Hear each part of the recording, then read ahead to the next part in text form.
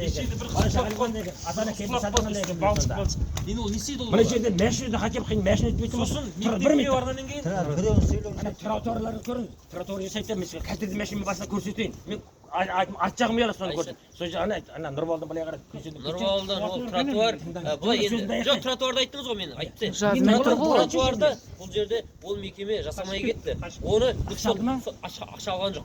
Сотқа берді. Иә. Сотқа берді. Бәрінісі жауабын таппайындыз білмедік. Бәрімізді енді сіз сұрақ қойдыңыз мен нақты жауап беріп отырмын сізге. Не қылған қарасаң соны ақша бөлінді соған. Берген жоқ ақша оған. Берілген жоқ. Короче, бермеді. Мына тротуар қайда? Көрінбей қалды ғой тротуар. Мақсат, мына көшенің бәріне топырақ төккен Медігер компанияға ақша алды ма соны? Мына бүткіл көшеге, мына бұланға ақша алды ма? Мынау енді өткенде өзіңіз де көрдіңіз ғой, мекемеге ескертті. Бұған мекеме Маған жақсы екен бізге бүйтіп ақшамызға алып жақсы қылып тепкен жақсы бізге тегін керек жоқ мынау. Не сұмдық мынау? Керек мынау не? Бізге жақсы қылып тепкен ақша алсын. Бұрынғы тұрсымыз жақсы еді.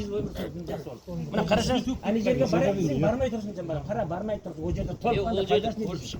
Сен пайдасы сізде пайда көрейік деп шақырды, сен айтсың, өзің айтасың. Мен оны көрдім ғой. Мақсат бізге бір Қайттан ба?